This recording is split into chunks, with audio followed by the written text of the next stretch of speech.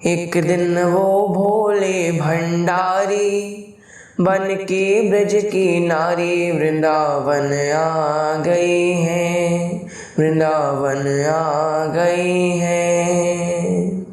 पार्वती भी मना के हारी, ना माने त्रिपुरारी, वृंदावन आ गए हैं, वृंदावन आ गए हैं। बोली श्री उमापति महादेव की जय, बोली श्री भक्तवत्सल भगवान की जय, बोली श्री शिव महापुराण की जय। तो भक्तों, जिस प्रकार पूर्व सत्र में हमने महादेव जी के दो अवतारों के बारे में जाना, श्री अवधूतपति अवतार तथा श्री दुर्वासा अवतार की कथा हमने श्रवण की। यदि आपने उस कथा को श्रवण नहीं किया है तो इस ऊपर वाले आई बटन को दबाकर आप उस कथा को श्रवण कर सकते हैं। आज हम महादेव जी के और कई अवतारों के बारे में जानेंगे, तो आइए आज की कथा को आरंभ करते हैं।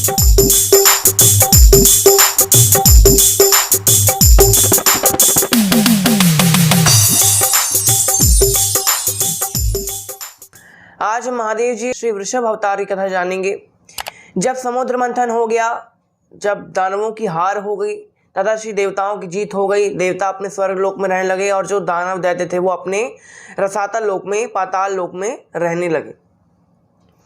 अब यहाँ विष्णु जी ने ऐसा विचार किया कि जो रसातल में, पाताल में जितने दैत्य हैं उनका भी अंत करना जरूरी है, वरना वो दोबारा पृथ्वी पर आकर देवलोक पर चढ़ाई करेंगे, पृथ्वी पर लोगों को परेशान करेंगे, लोगों का संहार करेंगे। तब ऐसा विचार करके श्री विष्णु भगवान पाताल लोक में पहुंचते हैं। अब वहाँ पाताल लोक में जैसे ही पहुंचते हैं, वहाँ पर कई सारी सुंदर सुंदर स्त्रियां थीं। उन सारी स्त्रियों को देखते ही भगवान श्री विष्णु क्या करने आए थे वो तो भूलकर वो उन स्त्रियों में लग गए। उनके अंदर काम भाव की वासना जाग उठी। वो सब भूल गए कि वो क्या करने आए थे, वो असुरों का संहार करने आए थे, ये सब भूल गए और अब वो उन स्त्रियों में लीन हो गए। यहाँ जो विष्णु भगवान स्त्रियों में लीन हुए, अर्थात अब सृष्टि में असंतुलन हो गया। क्यों? क्योंकि महादेव जी संहार करने वाले, ब्रह्मा जी रचना करने वाले। संहार करने वाले संहार कर रहे हैं, रचना करने वाले रचना कर रहे हैं, लेकिन पालन करने वाला तो कोई है ही नहीं, क्योंकि पालन करने वाला काम की भावना में लिप्त है। तब संसार का जो संतुलन था वो बिगड़ रहा था। तब ब्रह्मा जी के पास सारे देवता आते हैं और उनसे कहते हैं कि पितामह हमारी रक्षा कीजिए, पृथ्वी लोक में अब मनुष्यों का पालन नहीं हो पा रहा है। तब ब्रह्मा जी सारे देवताओं को लेकर पहुंचते हैं भगवान श्री उमा महेश्वर के धाम श्री कैलाश पहुंचते हैं। महादेव जी की खूब स्तुति करते हैं। तब महादेव जी पूछते हैं, बताइए देवताओं, आज आपका किस संकट के कारण यहाँ आना हुआ, या फिर किस प्रयोजन से आपका आनंद हुआ है। तब यहाँ पर देवताओं ने बताया कि महादेव जी, विष्णु भगवान समुद्र मंथन के बाद अब देवताओं की इच्छा के कारण असुरों का अंत करने के लिए पाताल लोक में गए थे, लेकिन वहाँ पाताल लोक में असुरों का अंत तो कर नहीं रहे हैं, ऊपर से वहाँ की जो सुंदर सुंदर स्त्रियां हैं उनके पीछे लग गए हैं। काम वासना उनके अंदर जाग उठी है। वो अब ये भूल गए हैं कि वो क्या करने गए थे, वो उन स्त्रियों के पीछे लग गए। तब महादेव जी ने कहा कि जब ऐसे भगवान ही ये सब काम करने लगे तब इंसानों का क्या होगा। महादेव जी खूब उनको खरी खोटी सुनाते विष्णु भगवान को। तब महादेव जी अब यहाँ पर एक वृषभ का अवतार लेकर, वृषभ यानी एक बैल का अवतार लेकर, बैल का अवतार लिया। महादेव जी के जो सुंदर सुंदर पैर थे वो एक बैल के पैर बन गए, जो उनका त्रिशूल था वो उनकी सींगें बन गई, नागों की माला लपटाए हुए हैं, मुंडमाला भी धारण किए हुए हैं और कई सारी मालाओं को धारण किए हुए बाघंबर ऊपर ओढ़े हुए हैं। इस प्रकार के वृषभ का अवतार लेकर महादेव जी पहुंचते हैं पाताल लोक। पाताल लोक में पहुंचते हैं। अब वो ढूंढ रहे हैं कि कौन से महल में विष्णु भगवान हैं। तभी एक महल से उनको स्त्रियों की हंसी की आवाज़ आती है, स्त्री और पुरुष के हंसी की आवाज़ आती है। महादेव जी समझ जाते हैं कि ये यही है विष्णु भगवान। अब यहाँ महादेव जी उस महल के पास पहुँचते हैं। उस महल के पास पहुँचते हैं तो क्या देखते हैं कि कितने सारे बड़े बड़े युवक, बड़े बड़े जो युवा होते हैं वो लोग उस महल की चौकीदारी कर रहे हैं। वो युवा कौन थे? विष्णु भगवान के पुत्र, जो उन स्त्रियों से उत्पन्न करा दिए थे विष्णु भगवान। उन सारे पुत्रों का पहले तो महादेव जी ने संहार किया। संहार करने के पश्चात अब उस महल में छलांग मारते हैं, दीवारों को तोड़ते हैं, दीवार तोड़कर उस महल के अंदर प्रवेश करते हैं। अब यहाँ पर नारायण कहते हैं ये कौन है? नारायण अपनी बुद्धि से भ्रष्ट हो गई थी, वो समझ नहीं पा रहे थे कि मैं कहाँ हूँ, कैसा हूँ। नारायण ने कहा ये कौन है? जो स्त्रियां थी वो भी भयभीत हो गई। अब स्त्रियों की रक्षा करने के लिए भगवान श्री विष्णु ने और जितने अपने पुत्र थे, उनके आधे पुत्र चौकीदारी कर रहे थे, आधे पुत्र तो महल के अंदर कहीं ना कहीं घूम रहे थे। तो अपने और पुत्रों को बुलाया गया, कहा कि पुत्रों जाओ, मेरी और अपनी माता की रक्षा करने के लिए इस बैल की सींगों को पकड़ो, इसको घुमाकर बाहर फेंक दो। सब उनकी इच्छा का पालन करने के लिए जाते हैं। उनके सभी पुत्र, कोई गदा लिए हुए है, कोई धनुष बाण लिए है, कोई त्रिशूल लिए हुए, कोई कई अस्त्र लिया है। तो अस्त्रों को लेकर वो भगवान श्री भोलेनाथ वृषभ के पास पहुंचते हैं। वहाँ वृषभ भगवान का वो तो कुछ नहीं बिगाड़ पाते, लेकिन वृषभ भगवान अपने खुरों से, अपने सींगों से उनके जो पुत्र थे विष्णु भगवान के, उनके छाती पर प्रहार करते हैं, किसी के पेट पर प्रहार करते हैं, किसी के शीश पर प्रहार करते हैं, कभी अपने त्रिशूल का प्रहार करते हैं। इस तरह करते करते महादेव जी ने उनके सारे पुत्रों का अंत कर दिया। बाद में विष्णु भगवान का युद्ध होता है महादेव जी से। महादेव जी से जब युद्ध होता है विष्णु भगवान का, तब विष्णु भगवान समझ जाते हैं ये कोई साधारण बैल तो नहीं हो सकता, क्योंकि कोई साधारण बैल होता तो उसके शीश पर ये सांप नहीं हो सकता, इतना बढ़िया बाघंबर नहीं धारण कर सकता, ये कोई साधारण बैल नहीं है। तब महादेव जी ने सब याद दिलाया कि अभी कुछ समय पहले ही आपको शरभ अवतार लेकर ये सीख दी थी ना कि ज़्यादा अहंकार मत किया कीजिए, कहीं मार्ग में भटक मत जाया कीजिए, लेकिन आप तो भटक जाया करते हैं। आप जब भटक जाते हैं तभी हमको ऐसे ऐसे अवतार लेने पड़ते हैं अजीबोगरीब। तब सब चीज़ समझ में आती है नारायण को कि हमने कितनी बड़ी गलती की है। नारायण होश में आते हैं, महादेव जी अपने असली रूप में आते हैं, सारे देवता महादेव जी की स्तुति करने आते हैं। अब यहाँ जब सारे देवता महादेव जी की स्तुति करने आते हैं, तब वो देवता उन स्त्रियों के मोह में फंस जाते हैं। जैसे ही देवता उन स्त्रियों के पास जाने वाले थे, वैसे ही महादेव जी क्रोधाग्नि से लाल हो जाते, और उस क्रोधाग्नि से लाल होने के पश्चात महादेव जी अब देवताओं को श्राप देने ही वाले हैं कि देवता महादेव जी के हाथ जोड़ लेते हैं कि महादेव जी हमें क्षमा कर दीजिए, हम उन स्त्रियों के पास नहीं जाएंगे। तब यहाँ पर महादेव जी ने वृषभ अवतार लिया, भगवान श्री विष्णु को सीख प्रदान की कि आप जिस काम के लिए गए थे उस काम को आपको करना चाहिए था। बाद में आप जो करते वो बात की बात है, लेकिन आपने जिस काम के लिए गए थे उस काम को नहीं किया, दूसरे काम में आप भटक गए, तो ये अच्छी बात नहीं है। तो आज हमने महादेव जी के वृषभ अवतार की कथा जानी। इस कथा से हमको क्या शिक्षा प्राप्त होती है कि हम जिस काम को कर रहे हैं उस काम से हमारा ध्यान ना भटके, ऐसा हमको प्रयास करना चाहिए। अगर हमारा ध्यान भटक जाएगा तो फिर दिक्कतें आएंगी। आइए हम महादेव जी के वृषभ अवतार की स्तुति करते हैं और महादेव जी से प्रार्थना करते हैं कि हमारा ध्यान कभी ना भटके, एकाग्रचित होकर हम महादेव जी की सेवा में लगे रहें। त्रयंबकं सदाशिवं नमामि हे उमापते, जनीलकंठ हे अनंत नमोस्तुते नमोस्तुते। हो भोलेनाथ भक्त को हो कष्ट से निकालते, ये सृष्टि सारी संकटों से शिव ही हैं उबारते। जो असुरों के संहार को विष्णु जी पाताल लोक गए, वरदान काम वश में स्त्रियों के संग में ही रहने लगे। सुनकर शिव जी ने अवतार वृषभ का लिया, वध करके विष्णु पुत्रों का कल्याण जगत का किया। ओम नमः शिवाय। तो यहाँ हमने भगवान श्री भोलेनाथ के श्री वृषभ अवतार की कथा जानी। अब हम महादेव जी के श्री कृष्ण दर्शन अवतार के बारे में जानेंगे। जैसा कि हम सभी जानते हैं कि कोई भी वंश प्रारंभ होता है तो वो ब्रह्मा जी से प्रारंभ होता है। ब्रह्मा जी ने अपने मन द्वारा, अपने मन से श्री मरीचि मुनि का प्रादुर्भाव कराया था। ब्रह्मा जी के मन से ये उत्पन्न हुए, इसलिए उनका नाम मरीचि पड़ा। मरीचि मुनि का विवाह किनके साथ हुआ? श्री कर्दम मुनि की एक पुत्री हैं श्री माता कला, उनके साथ उनका विवाह संपन्न हुआ। उनसे उन्हें 2 संतानें उत्पन्न हुई। एक संतान का नाम था पूर्णिमा जो उनकी पुत्री थी, और एक पुत्र का नाम था कश्यप।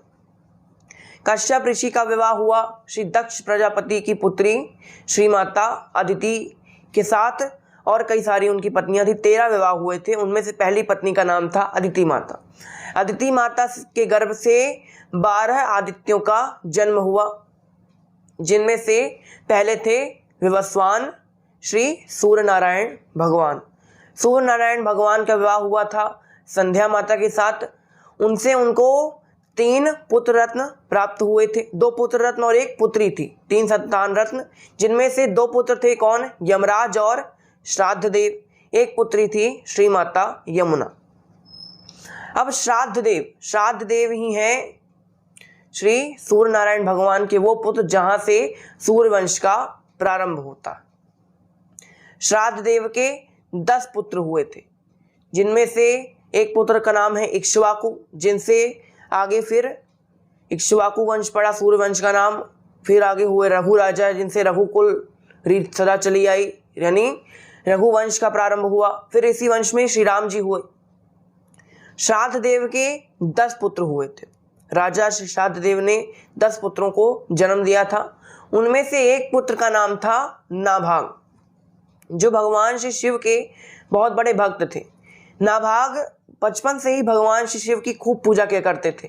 थोड़े बड़े हुए तब वो वन में जाकर तपस्या करने के लिए पहुंचते हैं। यहाँ पर जैसे ही एक भाई को देखा कि एक भाई 10 में से एक भाई तो गया है तपस्या करने, तो बाकी के जो 9 भाई थे वो अपने पिता से कहते हैं, पिताजी, उसी समय अपने पिता से हठपूर्वक ये व्यवहार करते हैं। कहते हैं, पिताजी, आप हमको जितना आपका राज्य है उतना हमको 9 हिस्सों में बांटकर दे दीजिए। अब यहाँ पर जब पुत्रों ने इतना हट किया, तब राजा ने 9 भागों में अपने राज्य को विभाजित कर दिया और सभी पुत्रों को एक एक भाग दे दिया। लेकिन नाभाग के लिए कुछ भी नहीं छोड़ा। यहाँ जब नाभाग वापस आते हैं, देखते हैं कि मेरे पिताजी ने राज्य का विभाजन कर दिया है, तब अपने भाइयों के पास जाते हैं। कहते हैं कि भाइयों, आप हमको ये बताइए कि हमारे हिस्से में क्या आया है। जब 10 पुत्र हैं तो राज्य का विभाजन हुआ, तो हमारे हिस्से में भी कुछ ना कुछ आना चाहिए। तो हमारे हिस्से में ऐसा क्या आया है? भाइयों ने कहा, तुम्हारे हिस्से में पिताजी आए, तुम पिताजी के पास रहो, उनकी सेवा करो, कुटिया बनाओ, महल में, हमारे राज्य में तुम्हारा कोई स्थान नहीं। तब यहाँ नाभाग पिताजी को लेकर पहुंचते हैं वन में। अब वन में कुछ दिन तो चल रहा था उनका खाना पीना, कैसे भी करके फल आदि खा रहे थे। अब यहाँ फल खत्म होने लगे। तब यहाँ पर राजा श्राद्ध देव जो थे, उन्होंने नाभाग से कहा कि पुत्र नाभाग, यहाँ से कुछ ही दूर अंगीरस नाम के कुछ ऋषि यज्ञ कर रहे हैं। वहाँ पर यज्ञ में तुम जाओ और यज्ञ में उन ऋषियों की खूब सेवा करो। तुम उनकी सेवा करोगे ना, तो वो तुम्हारी सेवा से प्रसन्न होकर जब वो यज्ञ पूरा हो जाएगा तब वो स्वर्ग जाने वाले हैं, भगवान के धाम चले जाएंगे। तो जितना यज्ञ की सामग्री होगी, जितना वो भगवान को अर्पित करेंगे, फल फूल नैवेद्य मिष्ठान, वो सब कुछ तुम हमारे साथ ले आना हमारे पास, हम लोग मिल बांट कर उसे खा लेंगे। पिता की आज्ञा सुनकर नाभाग पहुंचते हैं उन ऋषियों के पास जो यज्ञ कर रहे थे। वहाँ यज्ञ में वो ऋषि भगवान के कई सारे मिष्ठान, कई सारे पकवान अर्पित कर रहे थे, कई सारी अच्छी अच्छी पूजाएं की उन्होंने, और नाभाग जी वहाँ आकर ऋषियों की खूब सेवा करते हैं। अब यहाँ ऋषियों का यज्ञ संपूर्ण होता है। ऋषि अपने अपने धाम जाने लगते हैं। धाम जाते जाते ये कह जाते हैं कि जितना ये सब धन है ना, जितना धन है, जितना भी अन्न है, जितने कपड़े हैं, जो कुछ भी बचा है, वो सब अब तुम्हारा हो गया, तुम उसे ले जाओ। नाभाग ने कहा ठीक है। अब यहाँ सभी ऋषि अपने अपने परधाम को चले जाते हैं।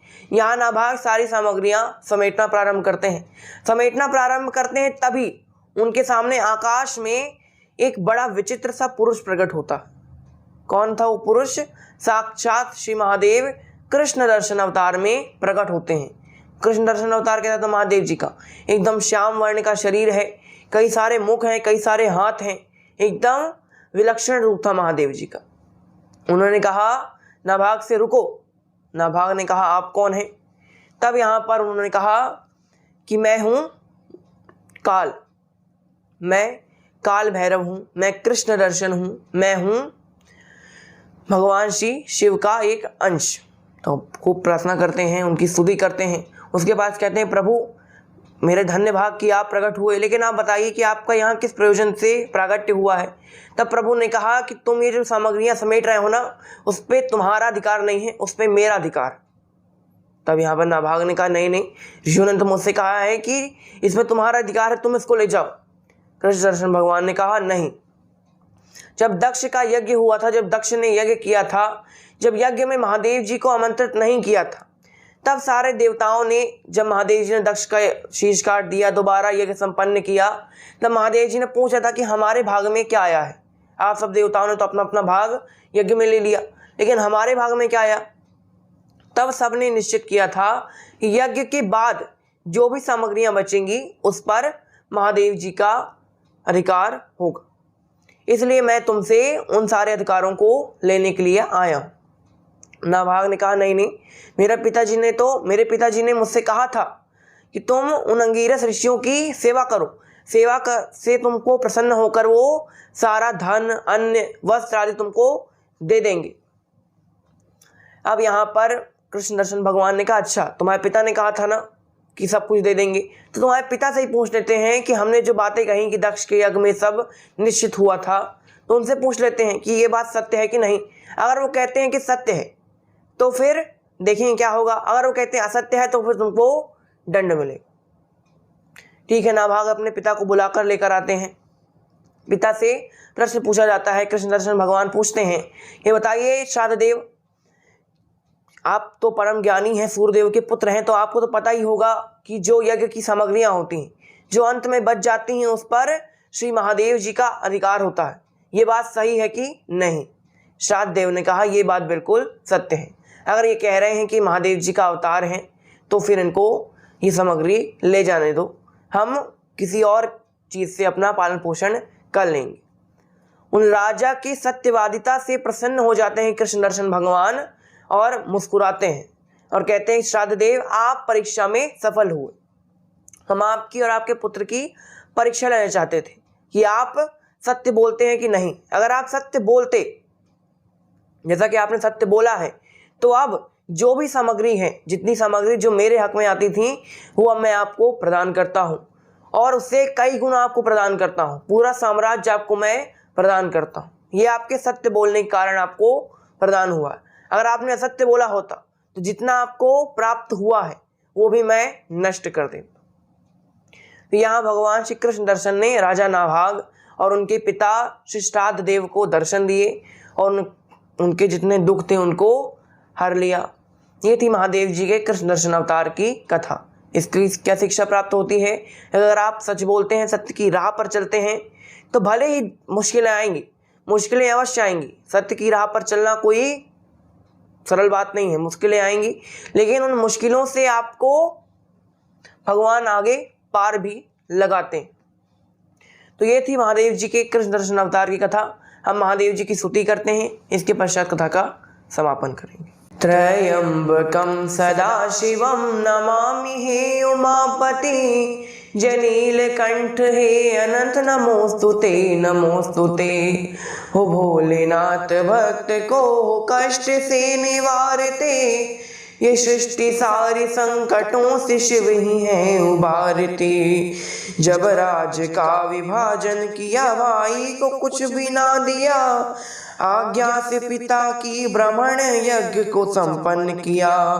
अवशिष्ट धन भक्त को देके ब्राह्मण जब चले गए, तब शिव जी वहाँ कृष्ण दर्शन रूप में प्रकट हुए। ओम नमः शिवाय। तो यहाँ हमने महादेव जी के अवतार श्री कृष्ण दर्शन भगवान की कथा जानी। तो आज की कथा को हम यहीं विराम देते हैं। कल हम और सारे अवतारों के बारे में जानेंगे, लेकिन आज के लिए बस इतना ही। आपको बहुत बहुत धन्यवाद। घर पर रहिए, सुरक्षित रहिए, मुस्कुराते रहिए। ओम नमः शिवाय।